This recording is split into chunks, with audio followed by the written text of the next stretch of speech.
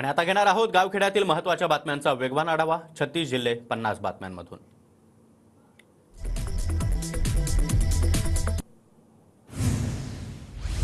गोंदियामध्ये आज ठाकरे गटाचा पदाधिकारी आणि कार्यकर्ता मेळावा। ठाकरे गटाचे नेते भास्कर जाधव मेळाव्याला उपस्थित राहणार।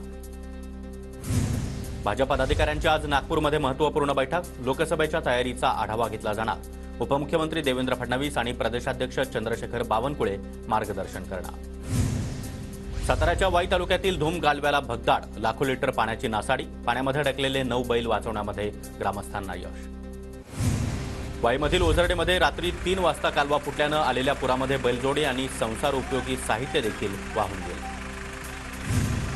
पुण्याच्या टेमघर धरणामधून दुरुस्तीनंतरही पाणी गळती सुरूच। प्रतिबंधात्मक कामं हाती घेतल्यानंतर गळतीच्या प्रमाणामध्ये 93% घट। पुण्याच्या आंबेगावमधील कुकडे प्रकल्पातून 40 दिवस पाण्याचा विसर्ग होणार। यामुळे पुणे, अहमदनगर आणि सोलापूर जिल्ह्यातील 1,42,449 हेक्टर क्षेत्र सिंचनाखाली येणार। छत्रपती संभाजीनगरच्या कन्नड तालुक्यातील लोहगावमध्ये शेतकऱ्यांच्या बोरमधून येतंय गरम पाणी। 12 दिवसांपासून गरम पाणी येत असल्यानं ग्रामस्थांमध्ये चर्चा। पुण्याच्या कात्रजमधील पाझर तलावाजवळ सातत्यानं कचऱ्याला आग लावण्याचा प्रकारात वाढ। प्लास्टिक आणि रबर जाळले जात असल्यानं परिसरामध्ये हवेचं मोठं प्रदूषण। नाशिक महानगरपालिकेनं पाणीपट्टीमध्ये केलेली तिप्पट वाढ अखेर रद्द। नागरिकांच्या विरोधानंतर पालिका आयुक्तांचा निर्णय। बुलढाणा जिल्ह्यामध्ये धावत्या बसमध्ये चालकाच्या प्रवाशांच्या जीवाशी खेळ। बस चालवताना मोबाईलवर गेम खेळत असल्याचा चालकाचा व्हिडिओ व्हायरल। जळगावातील इतर भाग दुष्काळग्रस्त जाहीर करण्याबाबत जिल्हाधिकाऱ्यांची केंद्रीय पथकाला मागणी। केंद्रीय पथकाला पावसाचा खंड आणि भूजल पातळी जिल्हाधिकारी आयुष प्रसाद यांच्याकडून माहिती। जळगावमध्ये जिल्हाधिकाऱ्यांच्या उपस्थितीमध्ये जिल्हास्तरीय आढावा बैठक। बैठकीमध्ये जिल्हा परिषद शिक्षण विभागाचा आढावा। यवतमाळ जिल्ह्यामध्ये कापसाला हमीभाव नसल्यानं शेतकरी संकटात। व्यापारी कमी भावामध्ये कापूस खरेदी करत असल्यानं शेतकऱ्यांची आर्थिक लूट।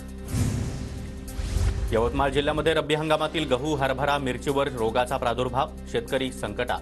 कृषी अधिकाऱ्यांकडून दुर्लक्ष होत असल्याचा आरोप। नांदेडच्या लोहा तालुक्यातील साखर कारखान्याच्या धुरामुळे पिकांचं मोठं नुकसान। धूर आणि घाण पाण्यामुळे परिसरातील 103 एकर शेतीचं नुकसान।